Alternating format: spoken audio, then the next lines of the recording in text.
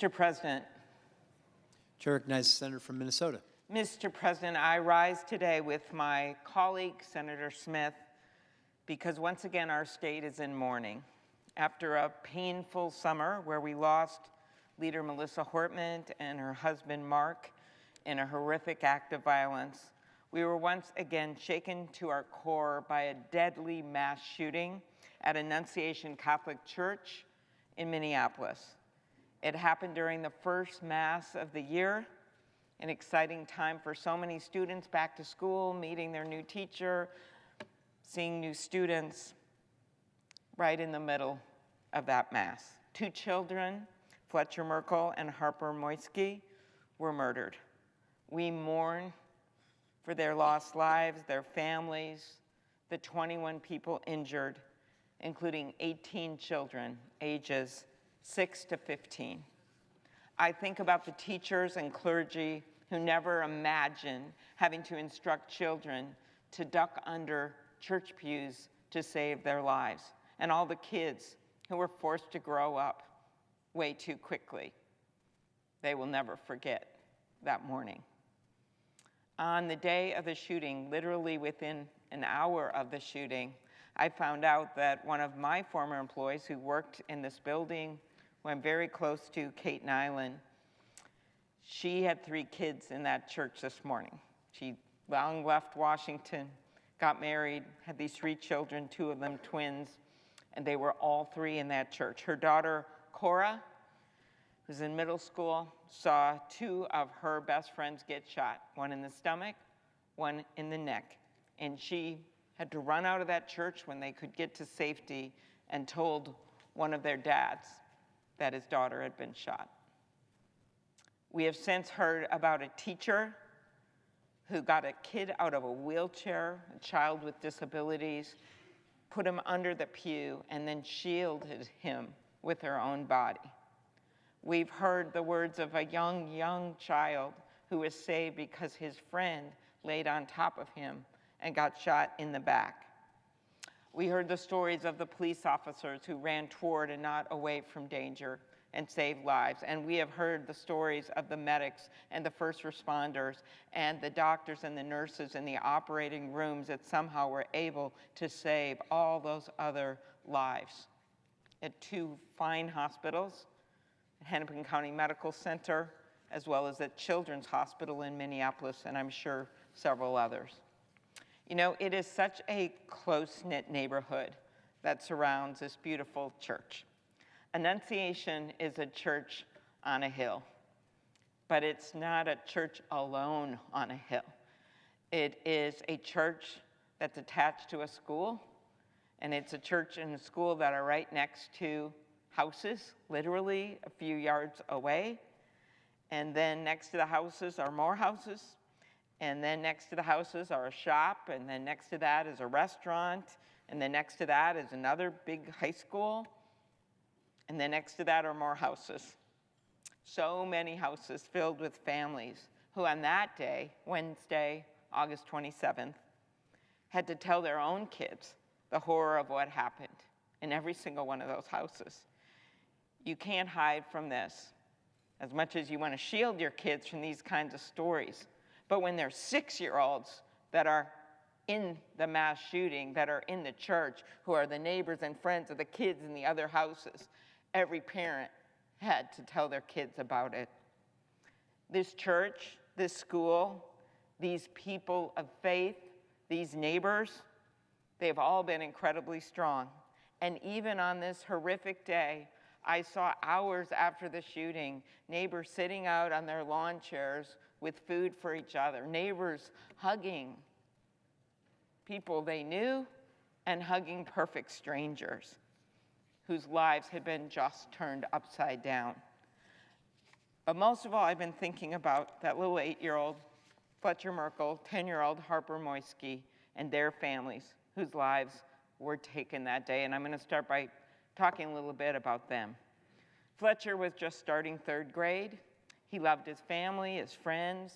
He loved fishing and cooking, and in his dad's words, any sport that he was allowed to play. His dad also said that Fletcher was on his way to becoming a wonderful young man.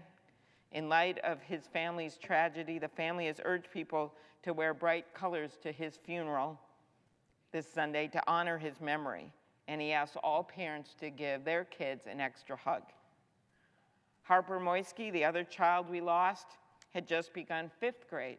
Her parents described her as a bright, joyful, and deeply loved 10-year-old whose laughter, kindness, and spirit touched everyone who knew her. She was adored by her little sister. Like so many girls her age, she would have sleepovers with her friends. They would stay up late watching movies and doing each other's makeup. So I met that family just 10 hours after they lost Harper. They joined thousands of people at the Academy of Holy Angels nearby because they didn't want to be alone. They wanted to be with people from their community, whether they knew them or not. They were there to hear from the Archbishop. They were there to hear words of comfort. And I met Harper's little sister sitting quietly on her mom's lap, holding a teddy bear, knowing her life would never be the same. Harper's family was clear that they want to see us take action. In her parents' words, change is possible and it is necessary, so that Harper's story does not become yet another in a long line of tragedies. Change is possible, but it takes courage. And that courage isn't supposed to come from parents in mourning or from defenseless kids in mass in the first week of school. 6th graders should not have to protect 1st graders.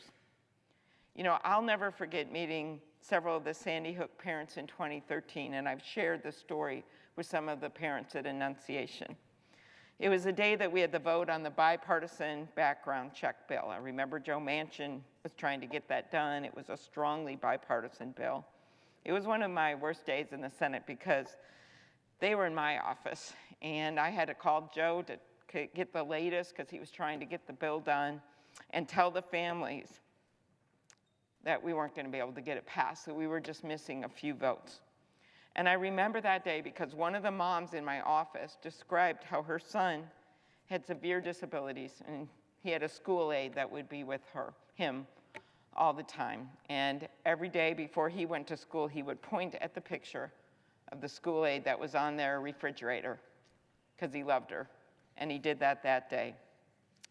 So she told me that was the last time she saw her son. He's autistic, loved that aide, loved his family. And hours later, she sat with other parents in the firehouse in Connecticut, waiting as one by one kids would come in and their families would cry and grab them and hug them and whisk them away. And pretty soon, the families left in that firehouse knew that they were the ones left. They knew they would never see their babies again. And that mom sat there in that firehouse thinking, and the dad, and they thought about the fact that whatever happened to their child, which they now knew he was dead, it would happen to the school aide too. And when they found them, she had her arms around him in a closet. They were both shot dead. And those families asked me that day in my office, how come we have the courage to come here to advocate for background checks, for something that wouldn't have even saved our babies, because in this case, as you recall, the guns were in the household that the parents had got.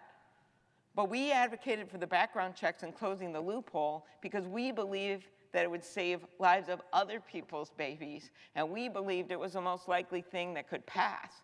And we believed that despite some of us wanting an assault weapon ban or other things, that this was the smartest thing we could do. And the people in this place didn't have the courage to stand up like we did for other people's kids. We can never give up, because it is impossible to believe when you look at what happens in other countries that still have legal guns and still allow for hunting. You know that we can be better. You know we can do better. You know that guns should not get into the hands of the people that have been doing these shootings. In 2018, after another horrific shooting, I worked across the aisle with Senator Hatch of Utah to pass a law which has provided over $400 million to support prevention programs to keep schools safe. We tried our best. but it's clearly not enough.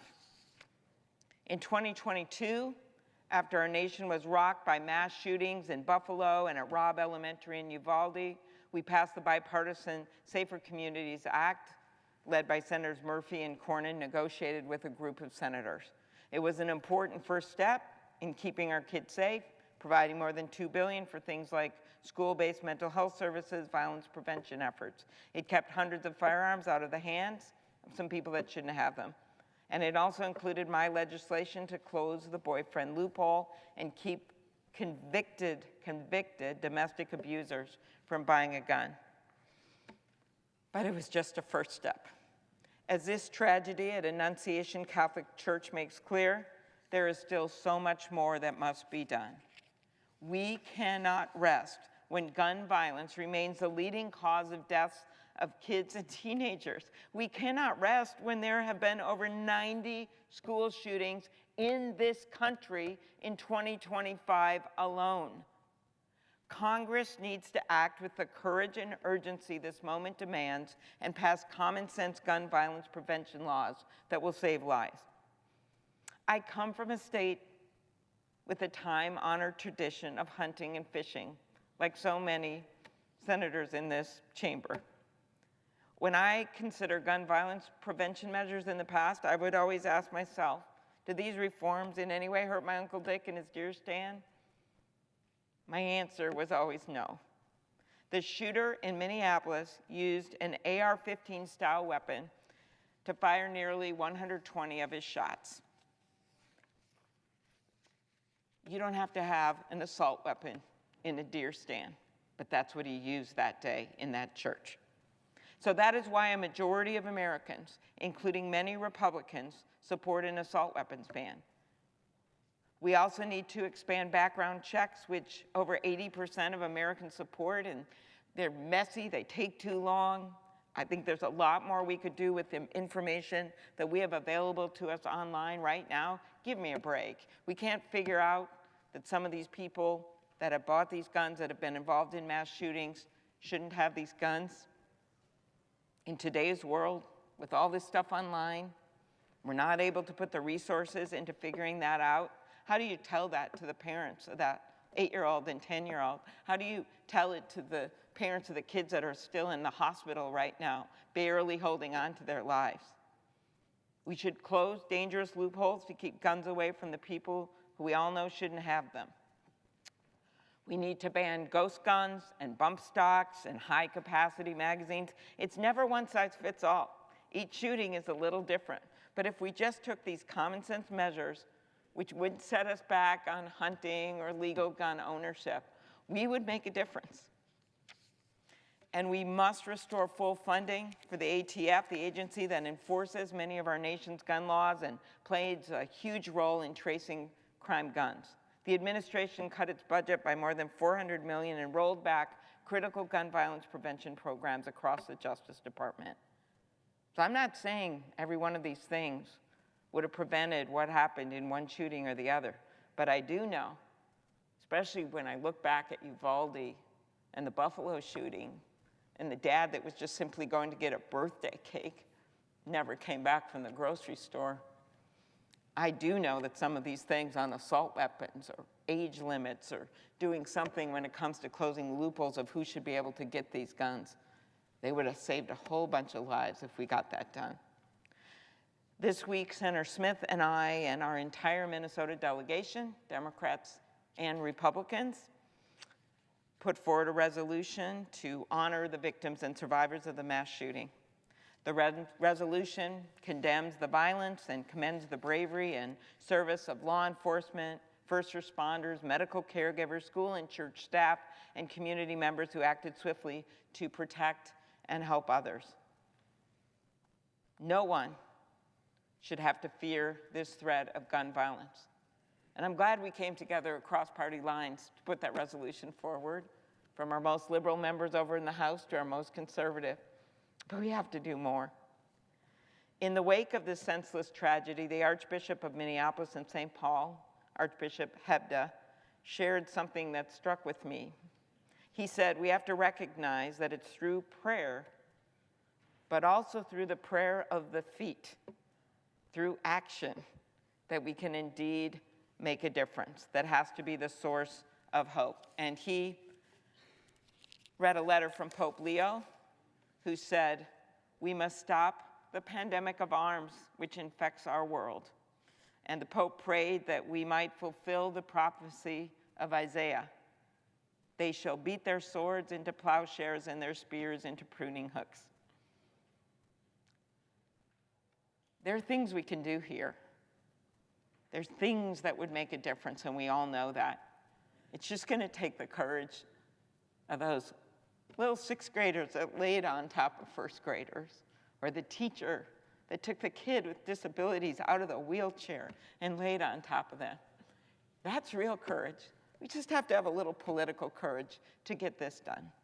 So let's honor the lives of these precious kids we lost by taking action to stop senseless acts of gun violence, by praying, yes, but also praying for action. Thank you, and I yield the floor.